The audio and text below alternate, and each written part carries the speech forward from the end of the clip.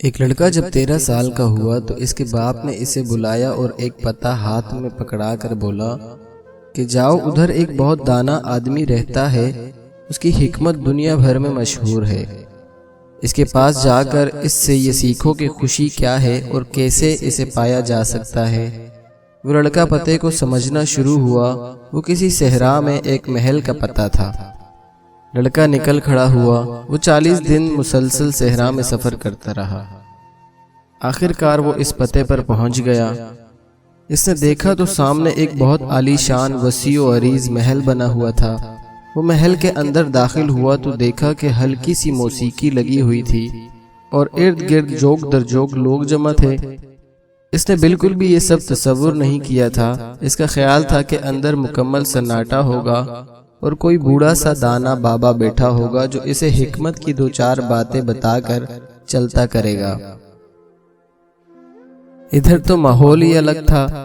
اتنے ڈھیر سارے لوگ اور میزوں پر تھال کے تھال بھرے پڑے تھے، اتنے لذیذ اور طرح طرح کے کھانے سجے تھے۔ اتنے میں وہ دانا آدمی آیا اور اس کو مخاطب کیا کہ تم ادھر نئے آئے ہو، کیا چاہیے؟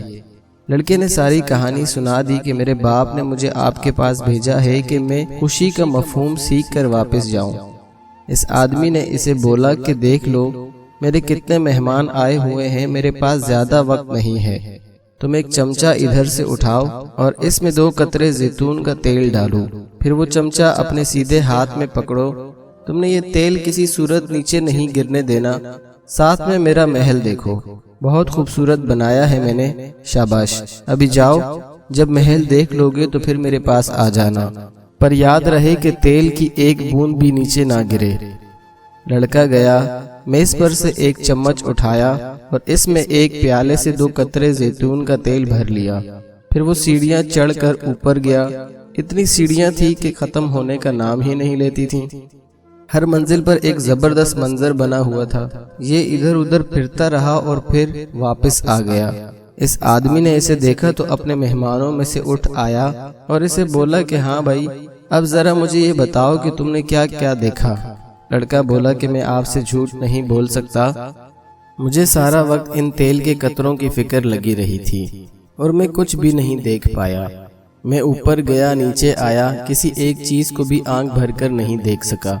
اس آدمی نے مسکرا کر لڑکی کو بولا کہ جاؤ ایک دفعہ پھر سے جا کر سارے محل کا دورہ کراؤ۔ تمہیں پتا ہے میں نے کتنے مہنگے مہنگے اور قیمتی فانوس بچھا رکھے ہیں اور میں نے کتنے قیمتی فارسی قالینوں سے اپنا گھر سجایا ہوا ہے۔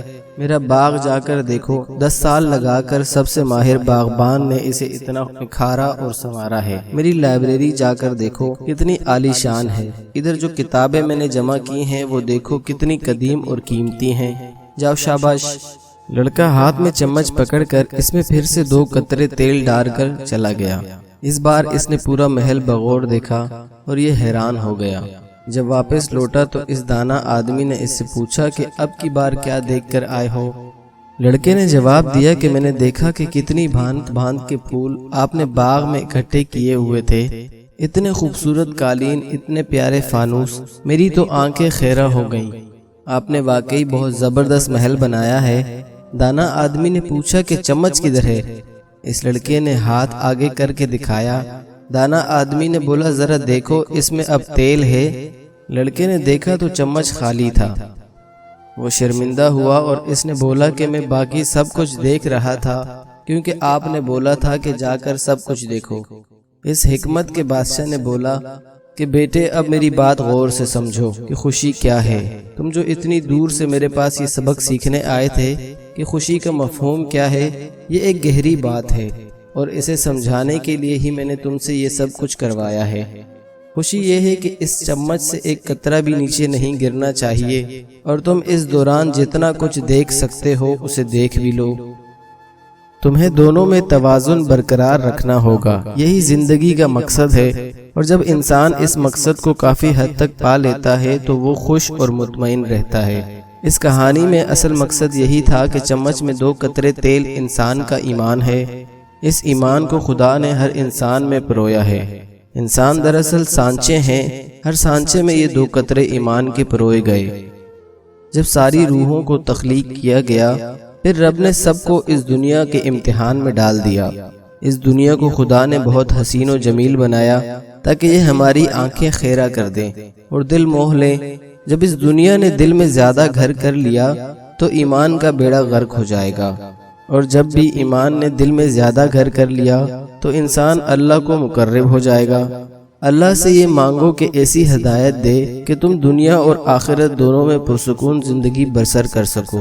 جو انسان ایمان اور دنیا میں توازن قائم کر لیتا ہے وہ قسمت کا دھنی بن جاتا ہے، اور اسے سمجھ آ جاتا ہے کہ خوشی کس نعمت کو بولتے ہیں، کیونکہ وہ اسے محسوس کر لیتا ہے۔ جیسے اپنے پروردگار کا وجود انسان محسوس کر سکتا ہے، اسی طرح خوشی بھی ایک ایسا جذبہ ہے جسے حاصل کرنے کے لیے ایمان اور دنیا کی رنگینی میں توازن رکھنا پڑتا ہے۔